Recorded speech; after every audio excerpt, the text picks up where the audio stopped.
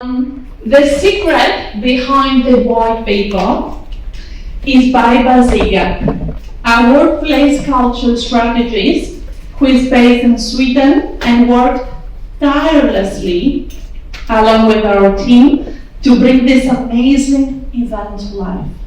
So I'm really grateful to her, and I'm really grateful to my entire team for making this event possible.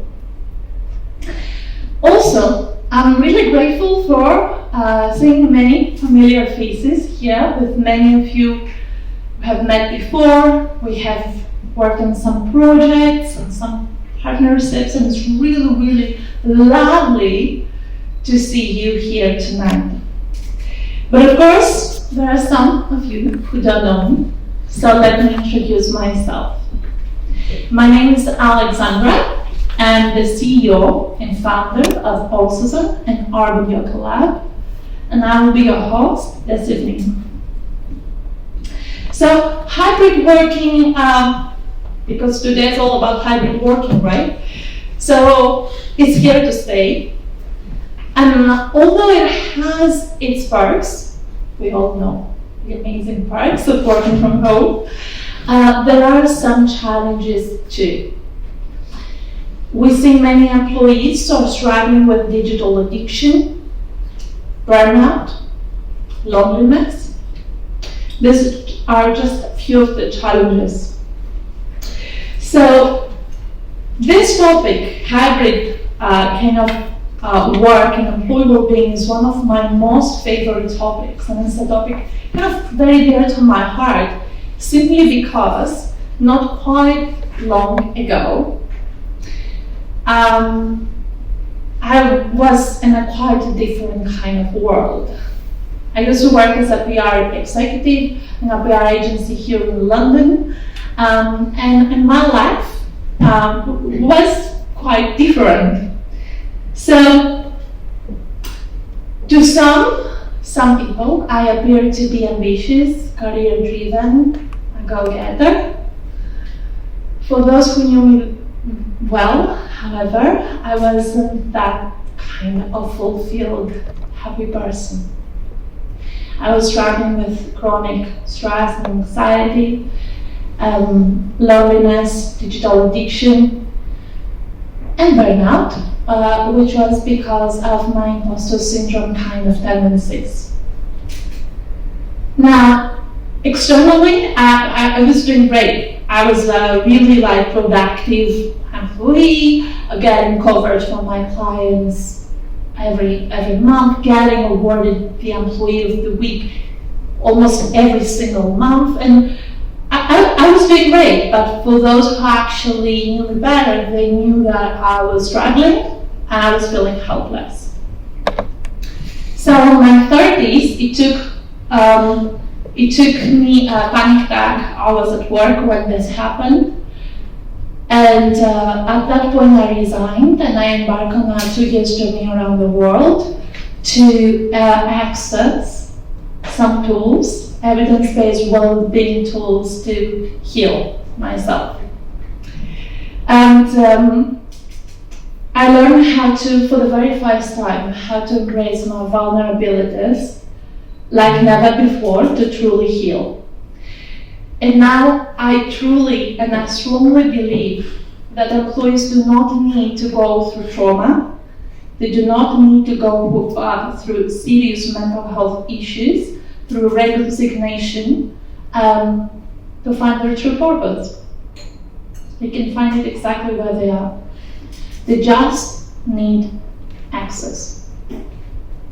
Access to the right tools that will actually help them to feel empowered. And this is exactly what we do at Oxyzn. We give access to those tools to help employees to elevate their well-being and mental health. So very soon I will introduce an amazing panel of HR leaders and thought leaders. But before I do, I want to introduce an icebreaker. It's one of my most favorite icebreakers.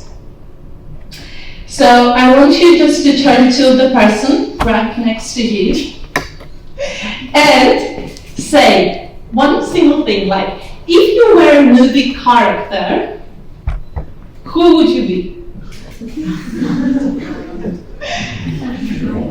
Give it a go. So I'm going to give you a minute or two. Please turn to the person next to you.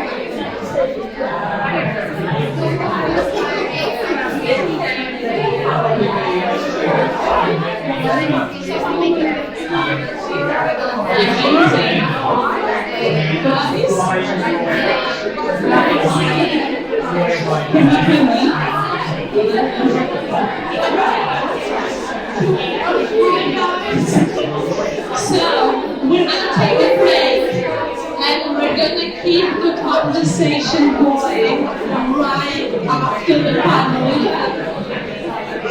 So I know this is a fun topic. Every single time I introduce this icebreaker, just people don't want to go back to the panel discussion. Like, I can't blame them, right? It's fun. But the main reason why I introduced this specific icebreaker is because I feel that it serves as a great reminder that in our lives, we're not just the scriptwriter, we're also the protagonist. So if I was a movie character, I think I would be the resourceful mentor from the Lord of the Rings, in combination with the adventurous Indiana Jones. So that gives us a lot of ideas about the things we can discuss later. Upstairs, it's going to be live music. I'm going to have a lot of fun, guys. So, a little bit about Oxyzn, because many of you might be wondering, right? So, about our business. So, Oxyzn goes back to 2020, when I launched my first business, Urban Yoga Lab, which is an employee wellbeing consultancy. And within the first 2 years since we launched this consultancy, we deliver our services to more than 50 global clients worldwide, including Wells Fargo, Royal Bank of Canada, and Soho House. Now, Oxyzn is a wellbeing body, that's how we call it, a body, that fits inside your employees' pockets, giving them access to 250 live well-being events every year across 10 categories, all delivered by 80 elite experts, Olympian athletes, neuroscientists, doctors, professors. So,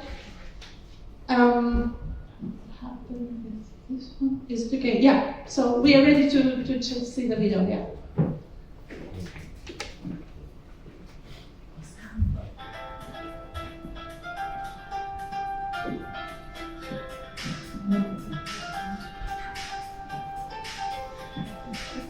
So here you can see just a few of the events we've organized in 2023.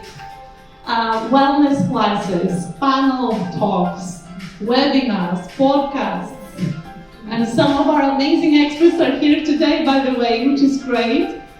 And you are going to have the chance to get to know them better a little bit later. But just to give you a little bit of a taste of what Oxyzn is all about, really. We also partner with many summit organizers like the CIPD. We're going to be in Manchester next month again, working closely with the organizers to deliver a series of experiences. And that's just to give you a little bit of background of who we are and what we do, but also, yeah, what we do, right, in action.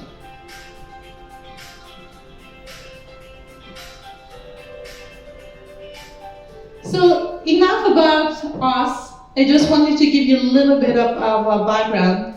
But now as a company, many of you know that we are extremely passionate about collaborating with our partners and clients to help them discover new ways of becoming an employer of choice within the respective industries. So today, we're here to know how we can best engage our employees and redesign our well-being programs for 2024 and beyond, taking into consideration some of the emerging challenges and trends. By the end of our panel discussion, you will all have some tips, best practices, and strategies that can help you to best improve employee engagement and well-being in a hybrid world. So before we dive into our panel discussion, I would like to share with you the findings. The findings from the white paper we started producing last July. 10 very big organizations actually helped us to make this happen. We're really grateful. And I want to share with you why, at first place, why did we decide to launch a white paper, and why now?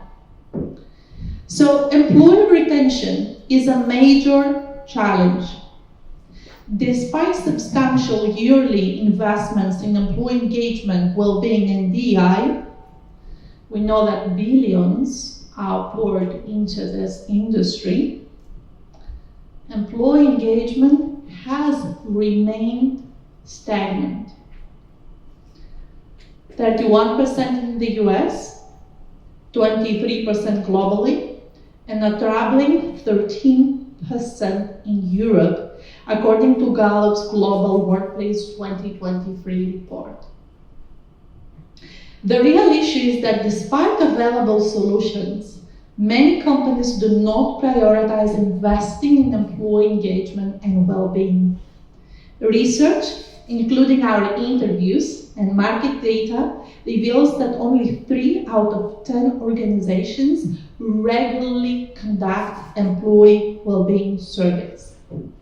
And now I want to share with you, in our white paper you can find 7 key challenges, but today I'm going to share with you just 3.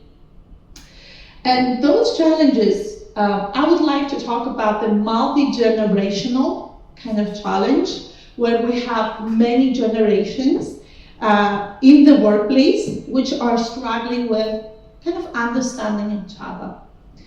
Specifically integrating and engaging Gen Z employees.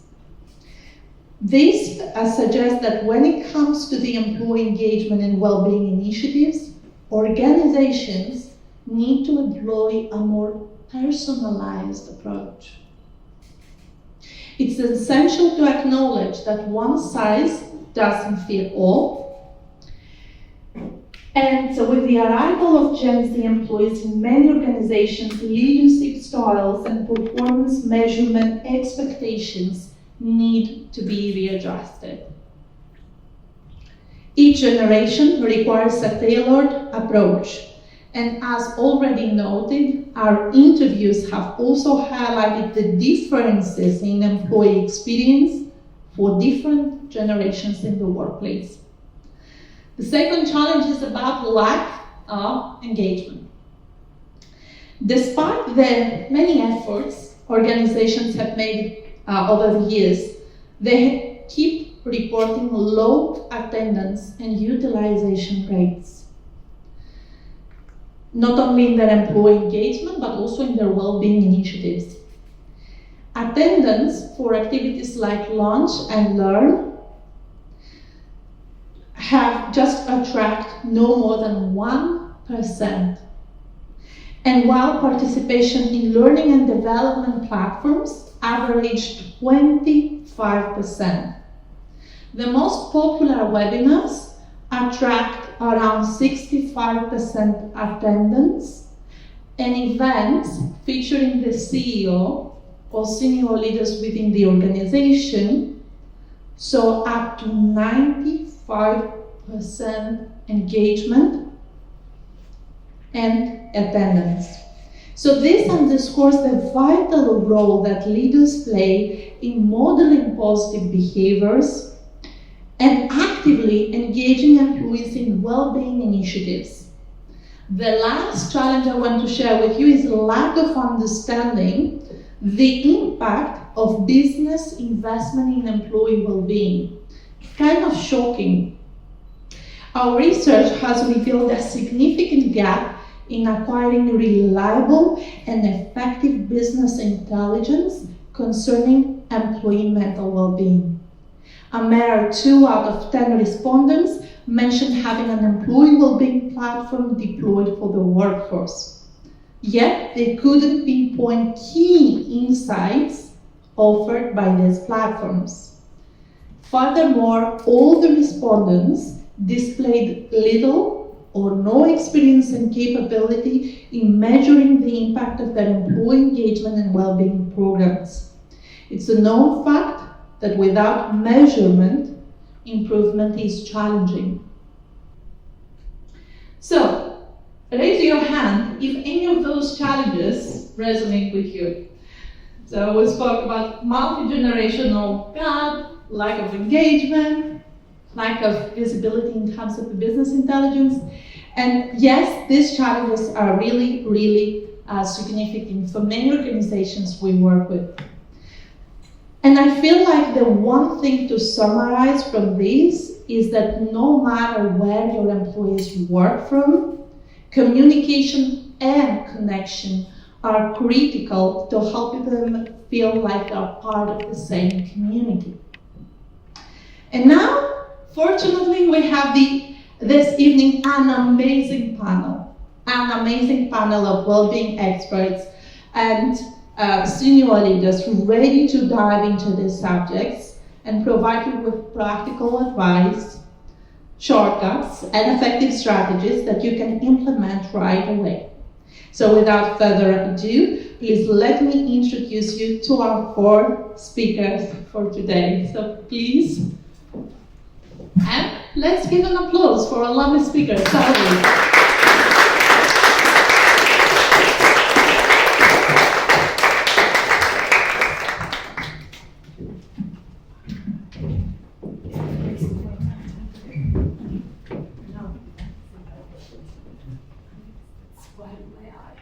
Oh, don't worry, we're gonna turn it off. Can we turn it off? So we don't have this. Just give us a few seconds. You can just turn it off. We don't need it for now, for sure. So.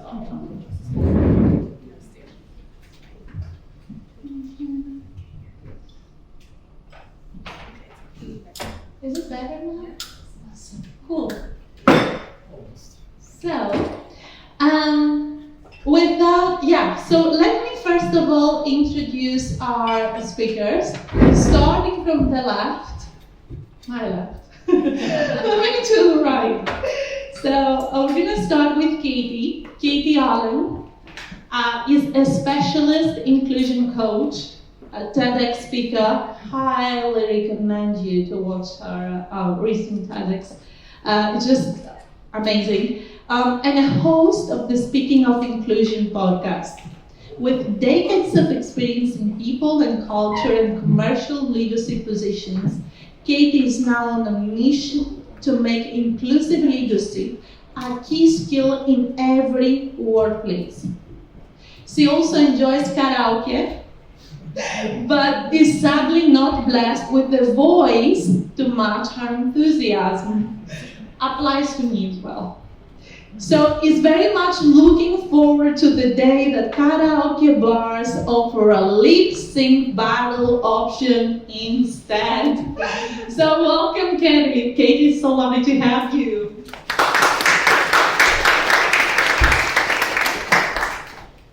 Our next speaker is a visionary leader boasting more than 15 years in talent acquisition across global communication firms. And her dual role as the UK Head of Diversity, Equity and Inclusion at BCW Global is to spearhead strategic cultural revolution, igniting impactful transformation within the organization. Nicci recently embarked on an exciting venture with her husband, the creation of a new fine dining restaurant from scratch. Someone give an applause, like.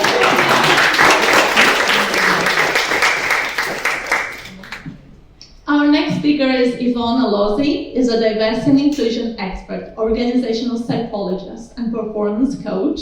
She has a passion for yoga and salsa dancing. Thank you for joining us, Yvonne. Csaba is the founder of ICQ Global, the leading experts in measuring and optimizing psychological safety, motivational drivers, and cognitive diversity. The three invisible forces that make or break individuals, teams, and organizations. Their motto, shared by over 200 licensed partners in 50 countries, is less hype, more science, better results. I love it. He has two cats called Apocalypse and Distraction and two rescue pigeons. I love it.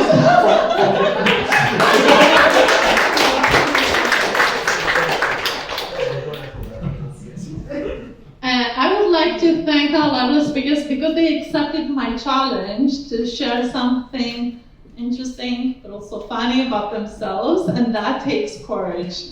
So thank you guys. So time for questions. As we said before, we all know that hybrid working, it's a great thing, comes with many perks, but it has its challenges too.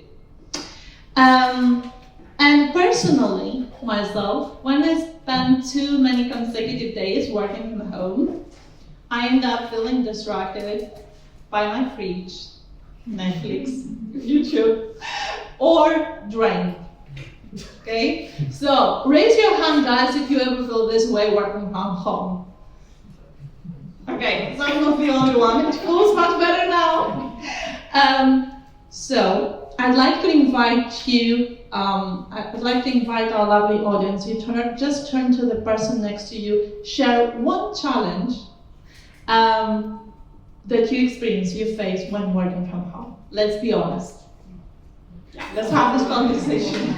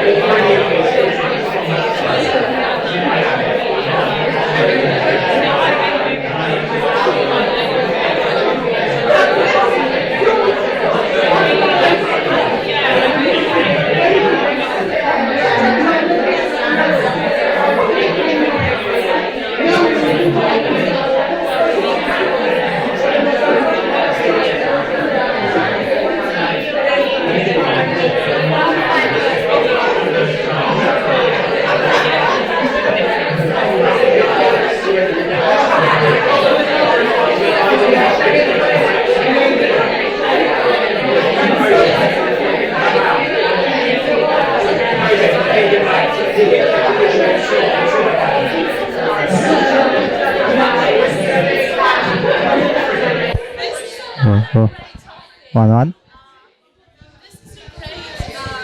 Oh. One.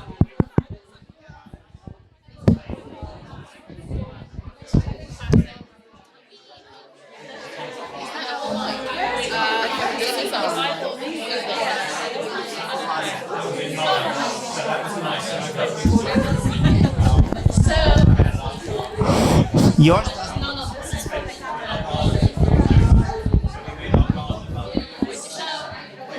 Guys, this is another great topic.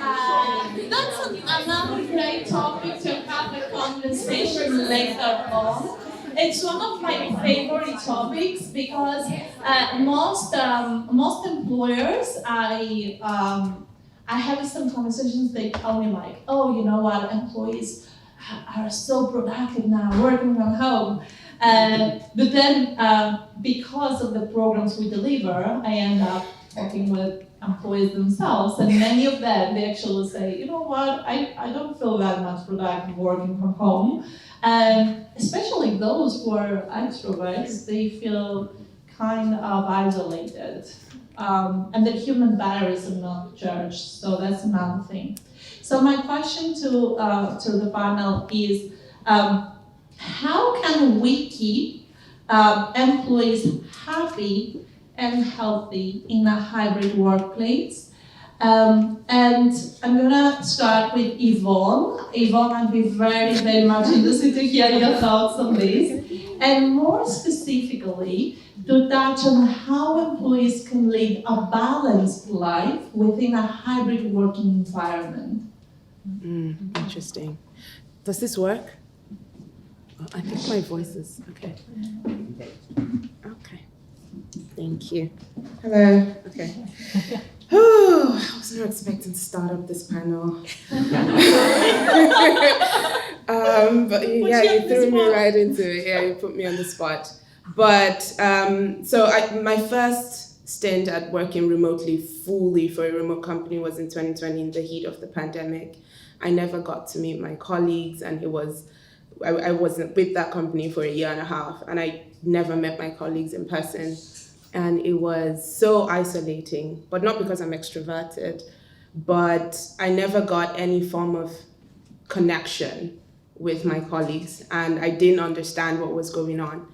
And the truth is, with the way the world did not see COVID happening, we did not predict it. And so we were in survival mode. And now that we're out of it, it's time to go from surviving to thriving. And many companies who have stuck to deciding that they're going to work in a hybrid way right now are trying to find a way to thrive within it. So within the company I work for, we embarked on a journey to kind of like do some sort of research and focus group research on what has been working and what is not working, how productive are people with hybrid. And in my line of work as well, I do a lot of research on self-reflection, flow, and maintaining and cultivating joy at work. And one of the things that I know that has worked for me, I went from working for a fully remote company, not seeing anyone, to move into another company in the second wave of COVID-ish, still not going to the office. No one was going into the office. And then finding a way to establish a hybrid way of working was that it is important to allow employees autonomy.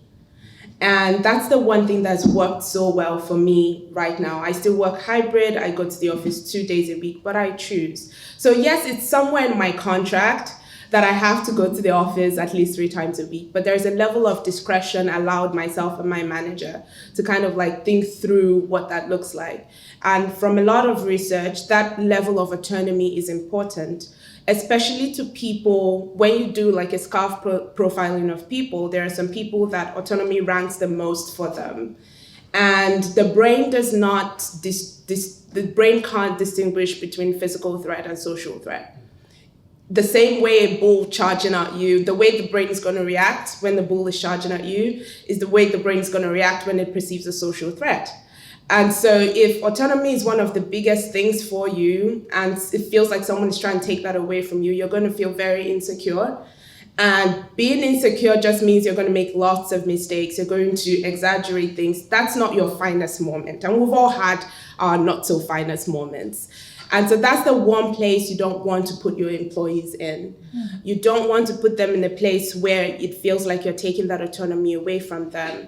And so allowing people decide and have that relationship with their manager where they can figure out what is working for me with this hybrid way of working is important. So I know a lot of companies who have said hybrid way of working, but you must show up 3 times a week and on these specific days and in this specific company, when they have like 5 offices all over London. And they're like, no, it has to be this specific office. That's not really hybrid way of working. So you're taking away the choice from the employee. That's not really helping with well-being. That's not really helping with the kind of balanced life that you're looking for. And I think the last 2 things I would say is it's important to also give employees the tools they need to work in a hybrid way. We just assume everyone knows what it takes to work in a hybrid way, but that's not true. We're trying to understand this thing. We don't know what it is. We actually don't. And what I was sharing with her about one of my biggest challenges is I have this illusion of time when I work from home. I wake up in the morning and I'm like, oh, it's just 9 a.m. I have like 12 more hours in the day. And then I don't do anything, and then it's like 3 p.m. I'm like, oh, okay, maybe I get one task done, 1 hour of reading emails, and before I know it, it's 6 p.m. And somewhere in my brain, there's a Netflix show I should be seeing at that time. And then when you check it out, you've probably just done like 3 hours of work in a day. And you just realize, this is not okay. So it's important for employers to to actually curate resources for their employees to actually learn how to work from home, understand yourself, understand your limitations, understand what you need to do. Right now, what I do is I wake up in the morning and I get dressed as though I'm leaving my house, because that's what puts me in the frame of mind of walking into my office. I have a specific desk where I work from, and there are trainings, ergonomic trainings, work from home trainings that you can make mandatory as e-learnings as well for your employees. But you can't just assume your employees know the answer. You can't just assume your employees will understand how to work from home. We've not done this thing before. We're all still trying to learn. That's another thing. I love what you've said. I totally relate, and I feel like we're not fully prepared and we're still learning how to work remotely in a way that makes us feel happy, fulfilled, productive. So that's important, and I'd love to hear Nicci's thoughts on this. Hi everyone. Welcome. Welcome. Thank you. I think I would build a little bit on some of Yvonne's points where she talked about autonomy. I would say that with that comes trust. And I think the trust factor is a big thing so that you're not watching Netflix. And that, but also in terms of employees feeling happy, some of the focus groups and insights that I took from where I work was employees feeling trusted to deliver and not being measured on how many hours they work, but what the actual productivity or delivery is. So, as you pointed out, this is, even though we're like 3 years into many companies working hybrid, we're still learning how to do that. And managers have never had any real formal support or training in how to manage or lead hybrid. So one of the things that my company focused on was supporting line managers in how to effectively line manage a remote team or a virtual team or a hybrid team, because they, as you talked about the fatigue of the pandemic, which was when we all started potentially working from home, we all got flung in at the deep end, and leaders and line managers equally had no support in how do they even manage their own workload, let alone manage a team, and sometimes quite large teams in a hybrid fashion. And I think one of the things that led from that was we had to develop some trust, and we had to develop people working where they work best. So when we all started going back into work, it's like, where do you do your best work? Because for some people, it's not at home watching Netflix. And for some of us, it's knowing yourself as well. So the tools are really important around, where do you do your best work? Where do you deliver? Are you someone that needs the autonomy? Is the trust there from hiring managers? Does it differ from team to team? Because it does, because different managers have different methods of leading. So we did a lot of work around supporting our leaders in how to manage hybrid teams. And that meant bringing in external coaches and trainers to help them.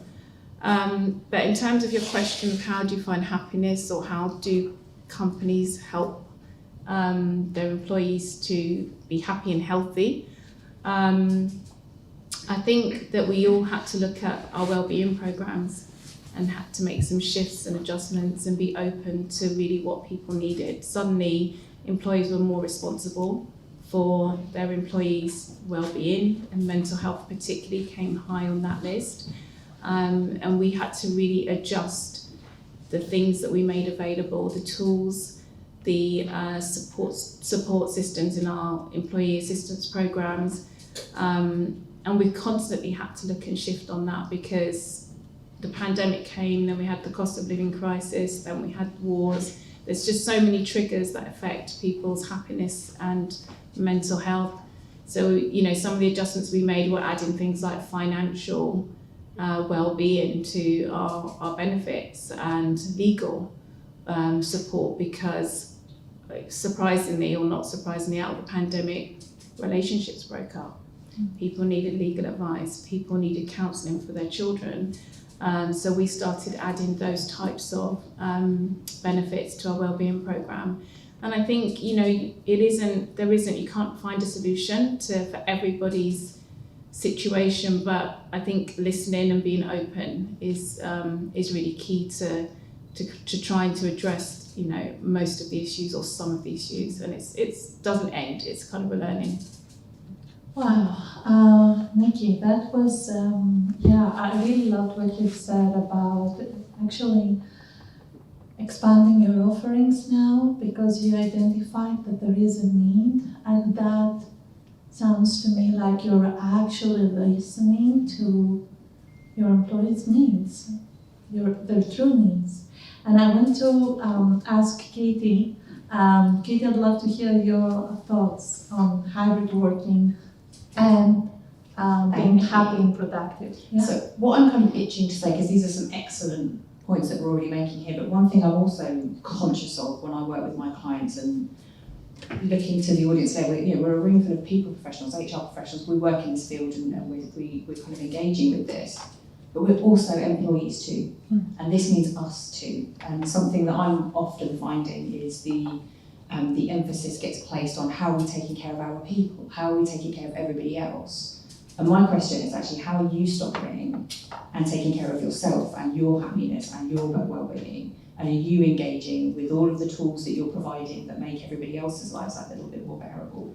We're taking good advice here, which is fantastic.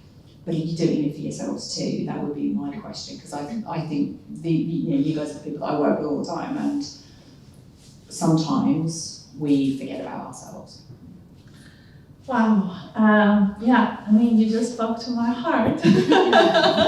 So many times when I speak with employers about digital addiction, for example, right? And how many Gen Z employees now, they feel stuck and trapped into their digital kind of addiction tendencies. So for example, we see, fear of missing out, notification kind of phantom notification syndrome, Zoom fatigue.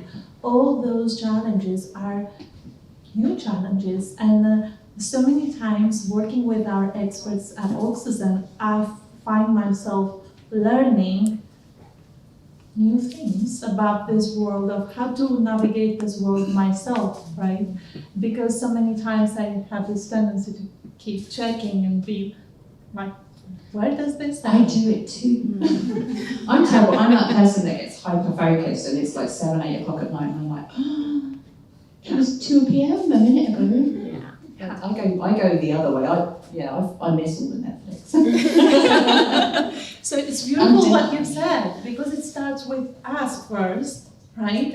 And we need to think about what we can do better ourselves, not just to serve, but to live a life of service. We need to be able to feel empowered ourselves, and this is so important.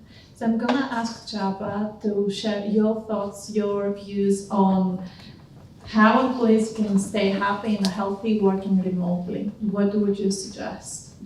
I think that's a slightly different question, because last year I did a podcast and the question was, what do you do for your employees so they feel happy? And I said, nothing. And then the interviewer looked really surprised. I said, I don't think that it is the employer's responsibility to make them happy. Make them fulfilled, that's a very different story.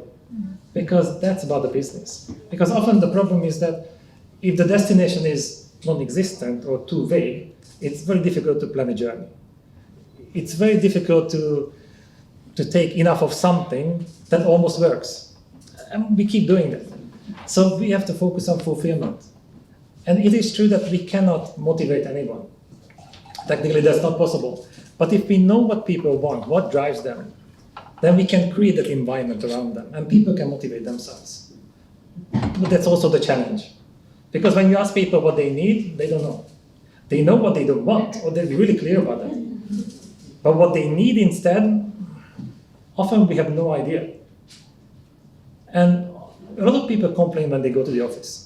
Because it's annoying, it's full of people we don't like, or maybe we have friends and there are silos, but at least you know what to do. There are norms that you conform to. And when the pandemic hit, then we noticed a very different trend. That people had to spend too much time at home. They had to spend time with themselves. They had to hold themselves accountable. They had to motivate themselves. They had to spend time with their families. And they realized they don't like that. They don't know how to get along with themselves, so they don't know how to get along with other people. They never experienced it. And that was a completely new challenge. And that's why we had to focus on coaching as well. Give people the blueprint of why people think and behave differently. Most people don't know themselves. We know our own habits. We have really nice narratives to explain everything, but it doesn't make it true.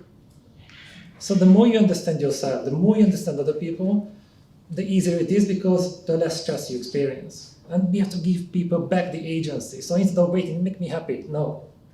What do you do and how can I empower you, like you said? Oh, wow, that was powerful. I can have a round of applause with what Csaba just said. So many times when I speak with members from my team and we put together some employee wellbeing programs, it is based on research. We see what kind of surveys an organization conducted within the business. And then we say, okay, these are the things employees really like, and these are the things they don't. But what you've said takes things like a step further, because it's not just about the questionnaire or the survey, it's about us on an individual level. Do we really know what helps us, and do we go on that journey when it comes to self-development, self-growth, self-motivation, and know ourselves better? So one of my favorite quotes is from Dostoevsky, who once said on one of his books that the biggest kind of miseries what a person can endure come from the difficulty that that person has to stay alone with themselves in one room. And that resonates with me many times, because I'm thinking to myself, it's a self-growth, it's a self-development journey, and I'm still learning what I like, what works well for me. But it's important to ask those questions to ourselves and invite employees to ask those questions themselves and have a conversation about it. And speaking of a conversation, we know that pre-pandemic, Employees had the opportunity to have those daily interactions next to the water cooler or at the coffee shop within the company or the corridor, and all those accidental kind of run-ins, which are now much harder to replicate in a hybrid environment. But if we think about it as human beings, we're hardwired for human connection. So what I'd like to know is just to explore some of the successful best practices that you have implemented within your industry, or that you have seen other organizations implement to help employees to feel better connected in a hybrid environment. Starting with Yvonne. Okay. Well, because my journey kind of like started, well, didn't start, but I've worked for a company that was purely remote once. We had technology that imitated like the water cooler kind of thing, and it would sort of sometimes match you with people randomly every month or every few weeks for you to have a conversation with them. But again, we try to use technology for so much stuff, but you still can't. Yes, that's the beauty of hybrid working. It's that sometimes you still go into the office and you still meet people, you still have those water cooler experiences. But if you're not if you don't have that opportunity to do that, there are so many other ways that you can achieve that. You can implement buddy systems. I know that in my company, there was something we did recently because we realized that people were joining. We work across 59 countries actually. And sometimes you would join a team and within that country, you're like the only one in that country from that team. And we started some sort of peer and buddy system where we connect you to someone else within that country, and you can decide to have more than one buddy. Sometimes it's official, sometimes it's connecting you with people who look like you, so more from an employee resource group perspective as well. So a buddy system really sometimes can help imitate the water cooler thing. But I really agree with what Csaba said, because it's in helping people understand what their needs are that people can actually take that, would I call it initiative, to initiate, to find out what they actually want. And if people realize I actually need to chat with someone, then they go into the office to do that, or they find a way to connect virtually, or they set goals for themselves to find someone in the office that they're going to set up a virtual coffee chat with. But you need to actually create an environment that also empowers people to understand what they're lacking, understand what they want, and go for it at the same time. So. Wow, I love that. And that brings me to Nicci. Nicci, I'd love to hear your thoughts on this topic. Sure. I think connection and collaboration has been the peaking topics that have come up in any focus group that we've done over the last year, 2 years in my organisation. So, and of course, we do work hybrid. We had, up until June of this year, there was no mandated days that you needed to be in the office. So you could be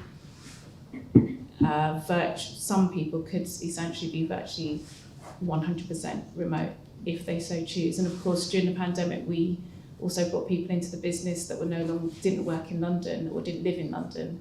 So they were hired as a remote worker or hybrid worker, so to speak.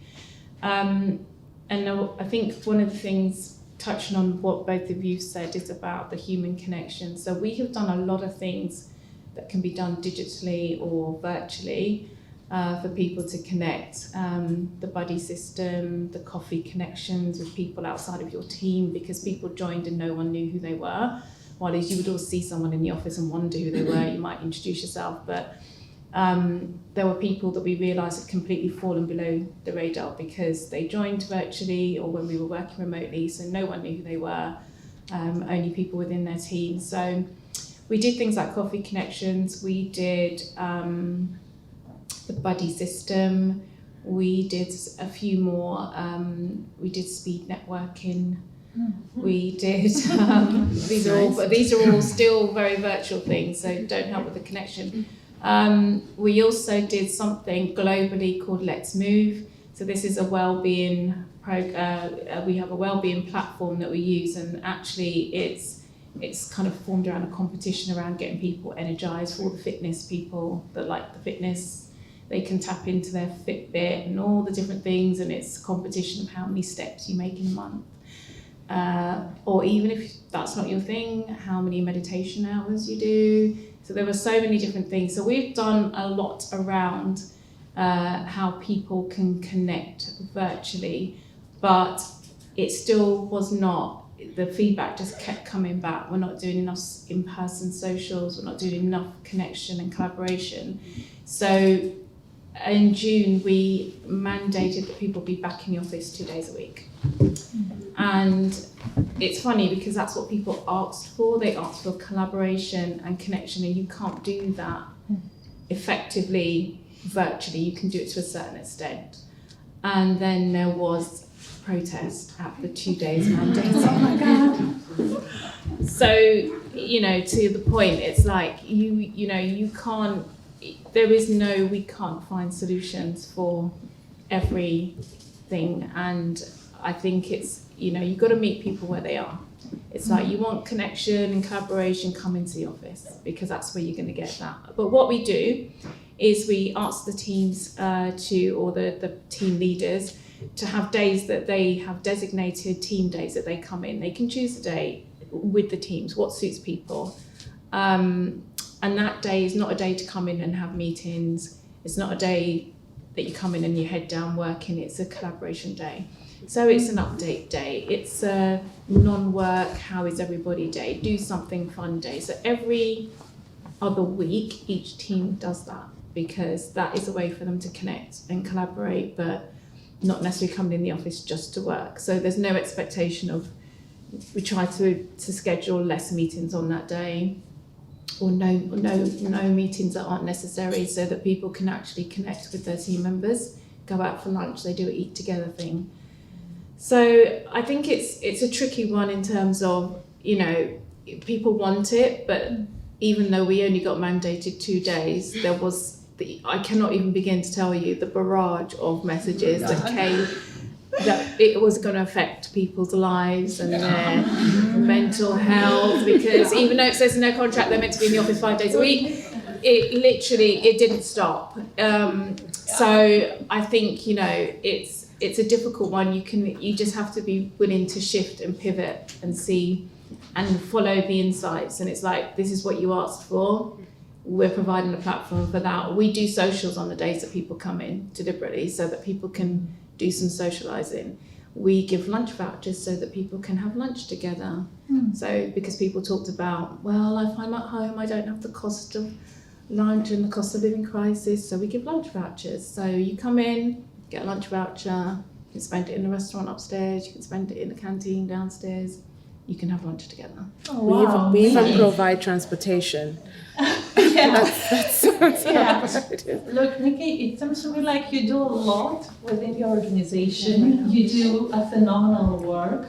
And I love what you've said about, and being honest about it, that you are still in this phase of exploring what is the perfect balance, because there is not a quick fix, there is not a silver bullet, and we're still, and this is part of the reason why we're having this conversation tonight, is to talk about options and to brainstorm, you know, and to share our own ideas. So, and I want to ask Katie, would you like to share your best practice or your favorite practice about bringing employees together, making them feel connected, bonded? We've covered so much, and a lot of gold in there already, so there's very little to do but to kind of echo and maybe build a little. But something that was really standing out to me there, and I was kind of thinking, actually, when we're saying, oh, people want autonomy, we want to be able to decide for ourselves, but then we want to connect with one another, and I don't know how to connect with people until my organisation tells me how to connect with people, which then goes in direct opposition to the autonomy that I crave, and being told to go in 2 days a week is not going to work for me. And I find that really interesting, because it is about, yes, listening to what our people want, but then back to Csaba's point, but what is it they need, and how do you square that circle? And kind of what I'm hearing here is actually no one's got this nailed. Like there isn't, we've said there's no one size fits all, but it's totally true. Nobody has got the shiny answer that we can all go, there it is, let's do that thing. It's going to be about experimenting and what works for you and your people. And sometimes as well, when we ask people, like, what do you need? What is it you need? And like sometimes, like, when I've got stuff going on and someone says, what do you need, Katie? What do you need? I don't know. So it's actually nice to have options presented with me, even when I'm presented the option of, well, you can come to the office 2 days a week, and I'm going to be like, no, I don't know. But it is about being flexible and kind of experimenting and trying to tap into what, okay, so what is going to work, and how are you going to tailor that for different types of people? Because different people will need different things. And actually, I find things like employee resource groups, I know that's people uniting around kind of common identity characteristic ordinarily, but it is a good way for you to find community and to find a space where you can be with people who kind of get where you're coming from, and perhaps some of the challenges you might be coming up against, or celebrating some of the things that are important, but also some of the more kind of social aspects that we were saying about, have an employee book club, or just kind of other ways that, like, what other topics, hobbies, moments of joy can we celebrate and come together and create community from, that will help us feel like we are making those connections with one another, that isn't necessarily about, well, I better go and talk to Steve from finance because I need to know something about finance. Like, who is Steve, and can I get to know him properly? And then when I need to go and talk to him about finance, I also know that he has the same dogs that I do, and we're going to have a nice chat about that too. So how can you create those opportunities for people to collaborate that can also happen offline and online, and you can kind of bridge that gap too. Wow, amazing. Csaba? Okay, so I think technology is awesome today. I mean, I never heard about the water cooler. It sounds a bit creepy to me. Sometimes go there and now chat, enjoy yourself. I think often lots of programs are based on common sense and good intention. And, it looks good from our perspective, but some people have completely different preferences, and that's why it can backfire. And if you enjoy working with someone, you find a way to talk to them. Or at least if you enjoy the work, you find a way. But that's exactly the challenge. Because you have the people. Do they feel psychologically safe and motivated enough to reach out to other people, to collaborate, to innovate? Did you create the right environment? Because if you don't have that, it doesn't matter what kind of processes you have, what kind of technology you provide, they're not going to use it. That's what we noticed. Often companies talk about diversity, let's celebrate it. Yes, you do, but your brain doesn't. And we just have to understand it. Because by default, diversity means unpredictability. And that's the last thing that the brain wants. It wants something familiar, predictable. True. So if I know that, I already know what to do about it. It goes back to our previous point. The more you understand yourself, the more you understand other people who think and behave differently, the more predictable they become. So we can create inclusion. But if we kind of lie about the starting point that, we all love diversity. No, you don't. Don't say that. Let's do it properly, and then we can make it work. So we use a technique called, I don't know if you heard about the fast teaming. Originally, it was developed for projects, specific projects. When you have different experts, they have to get together and they have to perform. And maybe they never meet again. So they don't have this luxury of forming, storming, norming, and performing. They have to get on, perform, and leave. So we use something called the fast teaming passport. Everybody prepares it. That is based on the psychometric assessment that we developed, and also it has personal questions. So the more you read, the personal it gets. So just one question like, these are the things that people misunderstand about me. I mean, that one thing would have saved me so much hassle. Because, for example, when I think hard, I look angry, and I know that, and I got this feedback. So when I do workshops, there's a preemptive strike. I'm not angry. Because at the end of the day, it's my responsibility if I want a positive impact. So when you read it, then you get to know the person. And this is something that we share within teams. So you know the preferred communication style, what I'm proud of, my hobbies, my strengths in the team, what I need and what I like and what I really dislike in teams. You read this and then you have decided that, oh, kind of I know you. And everybody can read it, everybody shares it. So the more you get to know people, the easier it gets. So once you create that environment, then people find a way. If there is a will, there is a way. Without it, it's unlikely. That's our approach. Amazing. And I really loved what you just said earlier about the psychological safety, because true connection and collaboration doesn't exist without feeling safe within the environment we work and stay connected. And that brings me to the next question, which is all about employee engagement. And it's interesting because employee engagement, as we saw earlier, is a significant challenge. And typically, when I speak with HR leaders, they share with me that this is their number one challenge. So if that applies, if that resonates with you, just to let you know, you are not the only one.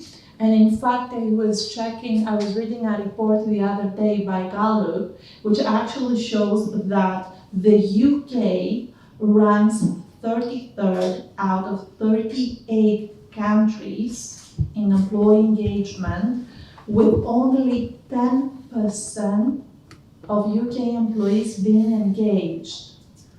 Don't know about you, but I personally find this really alarming.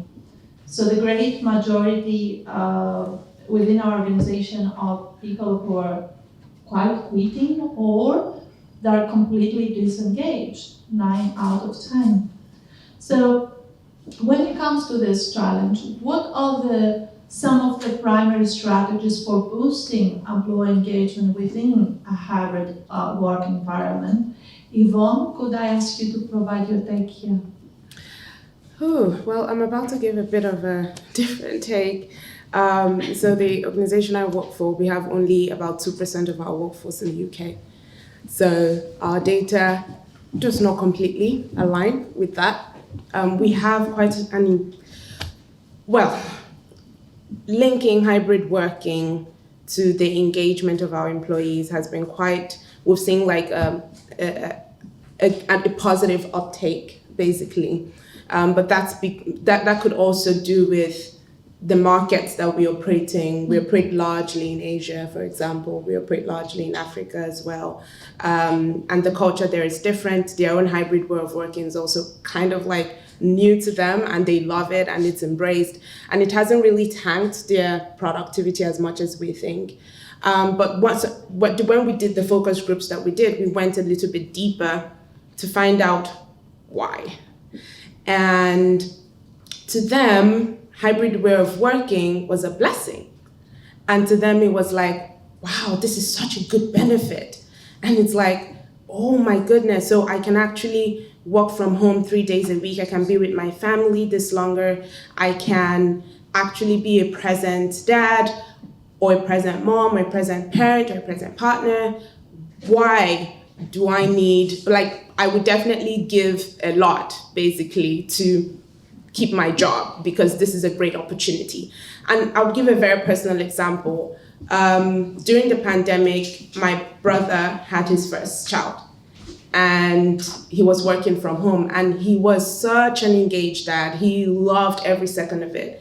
And one day the organization says, everyone come back to work. And he says, nope, I'm not doing that. And he left. And he found another job that allows him mix the two, show up in the office when he feels like, and when they do team collaboration days as well. Because to him, that identity of being a father and a parent was a new identity he had to take up. And for him, hybrid way of working became a benefit. And it was a huge discovery for us because it was like in these key markets, this is actually a huge thing for them. It's a value add. It's actually one of the things they look out for when they're checking a contract, when they're negotiating.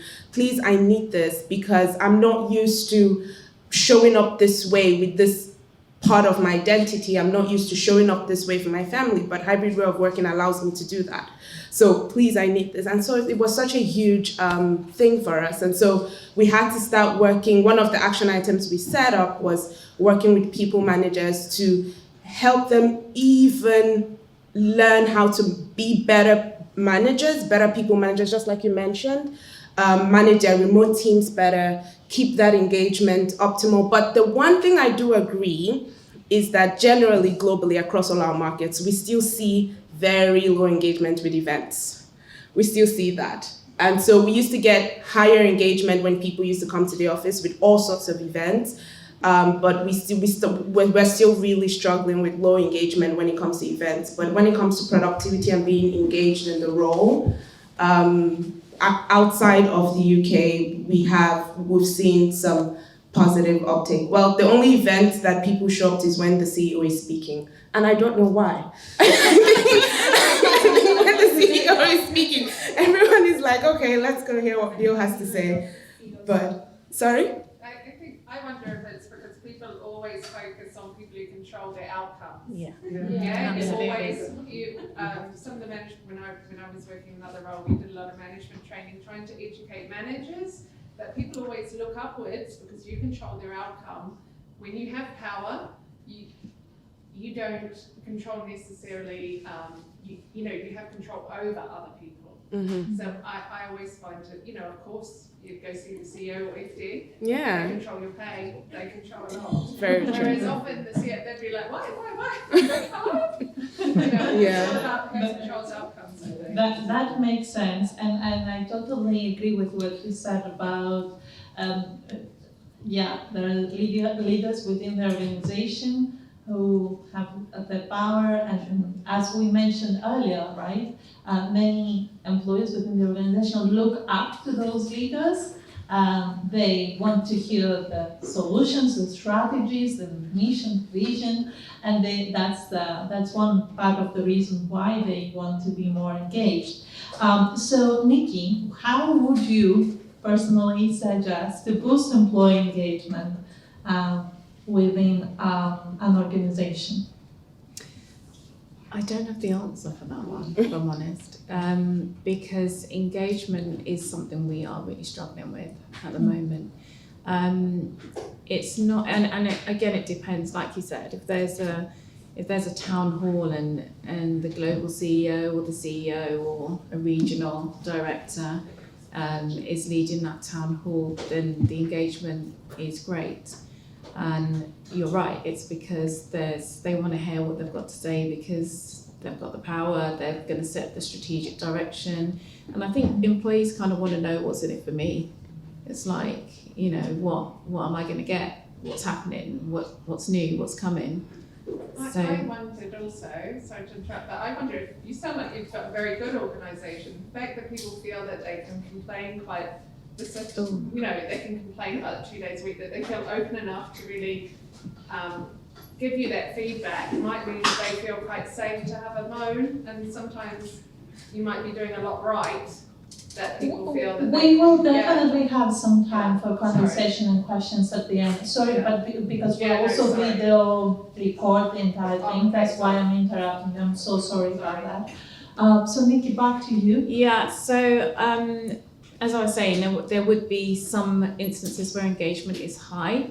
Where I do find, one of the things that we found in our insights, so from focus groups, surveys, etc., when we talked about engagement, one of the things that came up quite a lot that people said they'd be really engaged with is more learning and development. And I think this did drop off during the pandemic, particularly when things sort of went all online and there wasn't that in-person learning. So where we do get engagement is if it's to do with personal development or growth or upskilling, the engagement is better, but the learning, the flip side to that is we don't as employers make space for people to participate in these training, learning, development programs, lunch and learns. People always feel quite pressured that it's precious calendar time that they could be working. So they're always torn between, do I go to that lunch and learn? Do I go to that training? Even when we've brought in external trainers, we're still struggling to get the attendance up because they want it, but the feedback is we don't make space for that to happen. So I'm making it sound like we do wonderful things, because this is still, we do these things, we're still like, they're not all brilliant and they're not, anywhere near 100%, but we do have, to your point, people, they feel very comfortable to tell us exactly what they think we are doing wrong, and we do listen, and we have set ourselves targets that we go back quarterly with proposed solutions or proposed initiatives that we will try. So one of the things that we tried last year around this time was something called Making Space. And actually the global CEO gave us all 3 days off to make space, to learn, to grow, to be with your family, to meditate, to go on a spa, whatever it was you needed to do to make space. Huge engagement. There was nobody that did not take the Making Space time. We didn't get that this year, but what we did launch off the back of that is Making Space initiatives around various different things, whether it's mental health or other wellbeing factors. We launch these initiatives and we kind of ask leaders of teams to give people time and space to participate, because that has been the biggest thing around why the engagement is low, is they're just like, we don't have time. I loved what you said about the space, and it's a wonderful initiative. And also what you've mentioned about organizing wonderful initiatives within an organization, but do we really let people know that they can actually attend those initiatives and they won't be penalized because there are 3-4 another projects they need to be responsible and delivering on. So it's great what you've said, and personally I've seen that this is one of the greatest challenges when I speak with our clients and partners, because they do want to organize something great, and then they ask themselves, but wait a second, do I launch this initiative within 9 to 5 or outside? And if I do it within 9 to 5, how do I do it in a way that I actively invite employees to be part of that? How do I communicate this message internally? So that's an amazing point, what you just raised. And that leads us to Katie. And Katie, I'd love to hear your thoughts on how prioritizing inclusive leadership skills and how those skills can boost employee engagement in hybrid workplace. I feel this is your bread and butter. Thanks. I better have a good answer then. Actually that was going to be the build I was going to add, because I think that important question is like the what's in it for me. That's what we all want, right? There has to be something in it for us to want to show up. We don't have time. We need to prioritise things. And for me, I think the answer lays in as leaders, and when you are thinking about what are the initiatives that we're going to start introducing, like how are you making those decisions? How are you understanding the different needs of different people? So I work as an inclusion coach, and half of the time we spend talking around who is making the decisions and who is not represented and whose perspective are you not including in this conversation. So when you're organising a fantastic event, but all of your events are always held at places where they revolve around drinking alcohol, are you immediately alienating members of your workforce who don't want to or cannot be in environments where that's something that's going on? So it's really about how are you creating the initiatives that you're coming up with, and whose perspectives are being invited to help mould and shape that. And there can be some quick wins in there in just making sure you do vary the things that you do, the way in which you deliver them, and yeah. And just being, from a leadership perspective, being more inclusive in that regard and really understanding that, we're all very different. The only, as I say this so much, sorry, but the only thing you can ever know with 100% certainty is what it's like to be you. And everything else you have to learn. So you have to learn about the people in your organisation and do what they need. Amazing. Thank you, Katie. Csaba, I'd love to hear your own thoughts about supercharging employee engagement. I'm not sure if it's going to be charging, but I think when it comes to employee engagement, it's a tricky topic, definitely. And we all want that. But it's not easy to make it happen because we try to motivate people, but somehow it backfires. And then we get even more frustrated, and that's not ideal. And what we noticed is that today you can send a Tesla to space for fun, because it's fun. Technology is there. But looking at your slide, the employee engagement scores are back to the level where they were 10 years ago, which makes no sense.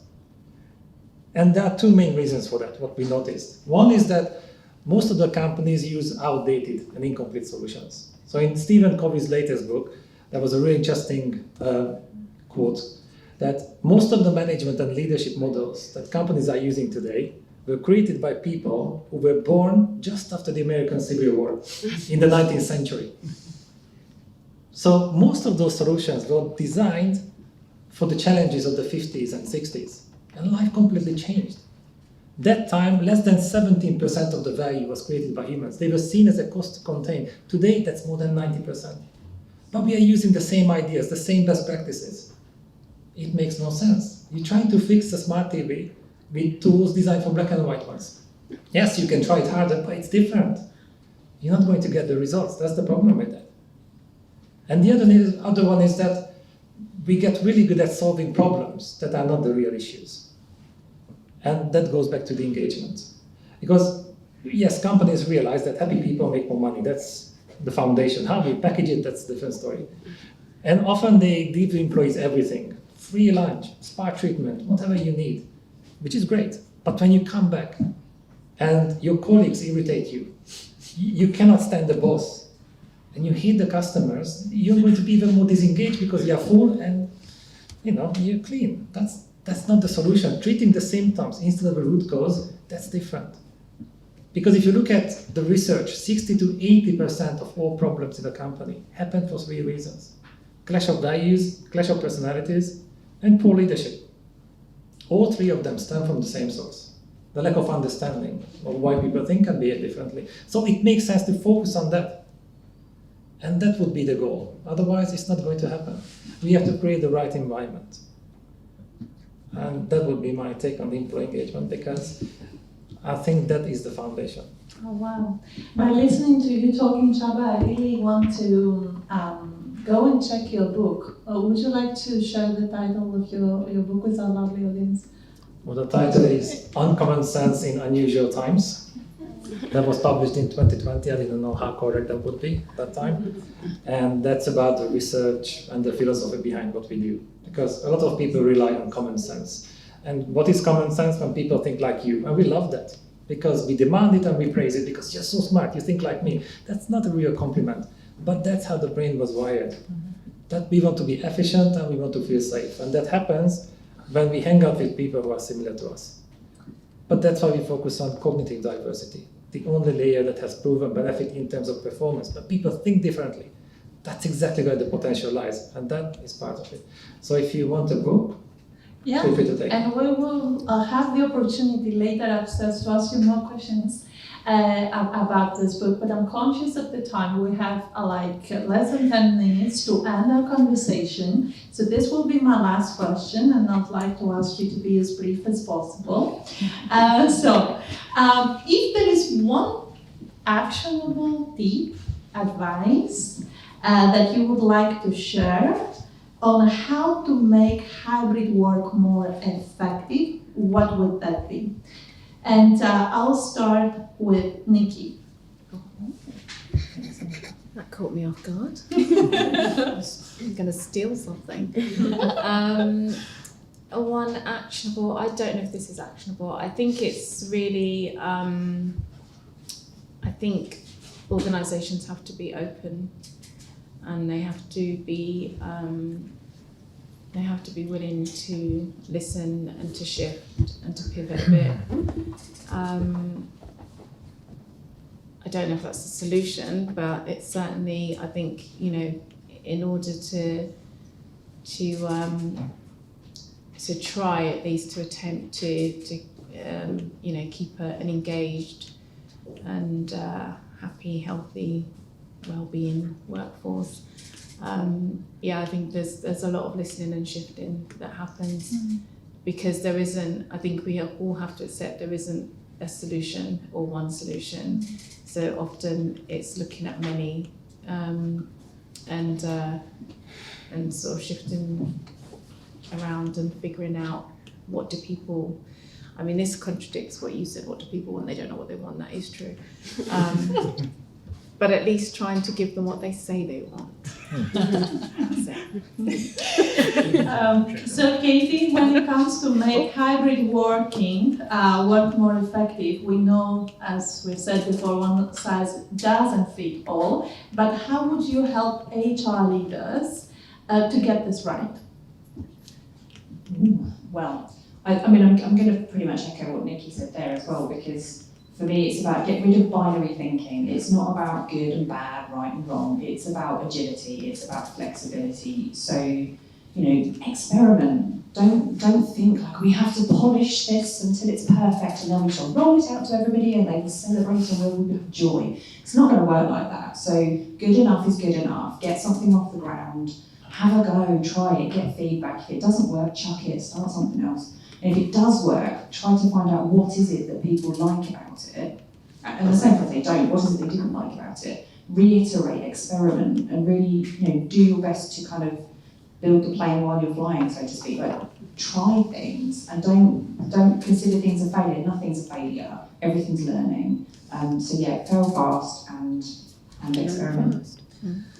Yeah, fail fast. I love this one. And Csaba, one single tip for a lovely audience. What do you recommend when it comes to making hybrid work more effective? This is going to be a completely unbiased opinion, obviously. But you use up-to-date and data-driven solutions. So instead of guessing, you measure it. Because I think often the problem is that people don't have the same vocabulary, the same frame of reference. So they don't know how to talk about things they are not aware of. They feel this frustration, but they don't know how to talk about it. And when there's political correctness, you cannot even talk. So what do you do instead? You assume, and assumptions tend to be negative. And then what happens? You discuss it with people who have common sense, obviously. So we managed to upgrade that assumption to universal truth, and we managed to widen this gap between people. So focusing on creating the right environment would be that, because focusing on self-inclusion, to me, often that is the missing part. How can you be inclusive towards others? How can you be engaged if you cannot even accept yourself? And that's a real pandemic. Most people don't like that. There was a research in the Time magazine. They asked people to stay alone with their own thought for 15 minutes. If you don't like it, you can zap yourself. It wasn't too hard. 67% of the men zap themselves. So they don't have to stay alone. 25% of the women. The average was 4 or 5 zaps. There was one guy who did 190. I don't think that's healthy. Well, that's a real problem. So focusing on the individuals, accept yourself, then you can be inclusive towards others, and then you can be engaged, not until you are in survival mode. Fascinating stuff. And now it's time to wrap up. So thank you guys. Does anyone have any questions for our lovely panelists? Any questions? No? Cool, awesome. So we covered quite a lot. But if anyone has any questions, you can also ask later when we go upstairs for drinks. And I would love to just say that, ladies and gentlemen, so thank you so much for being part of our panel tonight. I didn't expect that it would be so fantastic. I mean, you exceeded my expectations by far.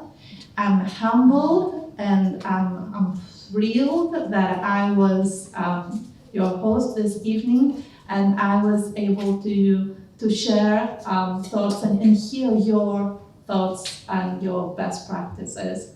So can we have a round of applause for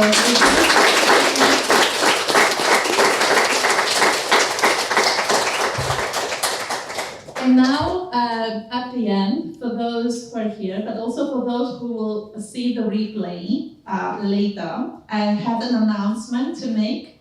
So, first of all, we would like to extend a special invitation to each one of you.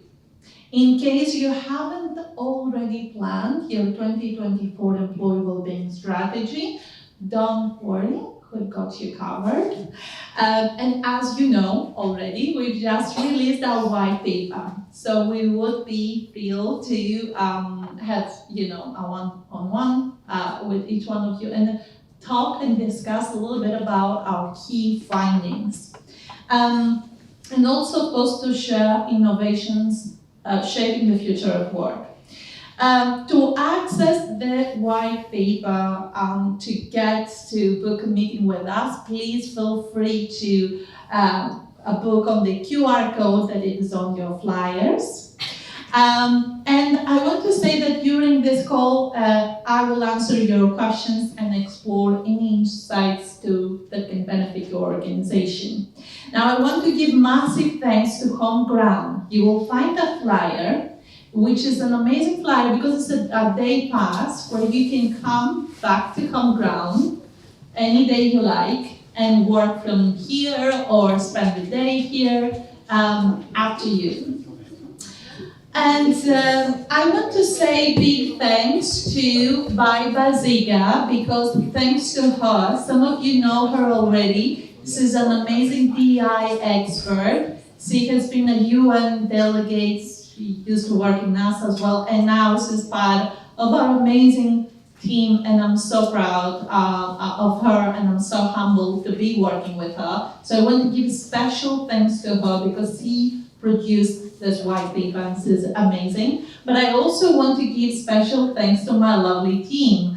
I want to say thanks to Maria, who is in the back of the room.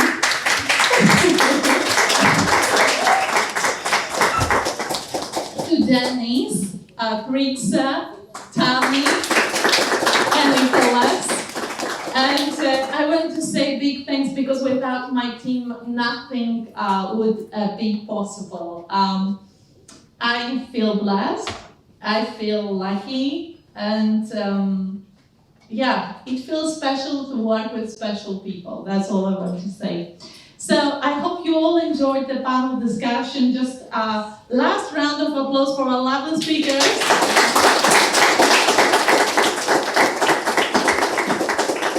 So in terms of the plan, now the plan is, I was told that it's live music upstairs. So into like second floor, I think. It's a nice cozy room where there's gonna be live music. That's what I was told. And we're gonna have some drinks there and get to know each other better. For those of you who want to stay, I'd love to have a chat with each one of you who came here today. And keep the conversation going, guys. Thank you for joining.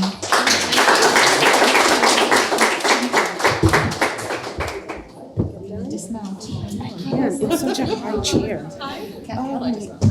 Yeah.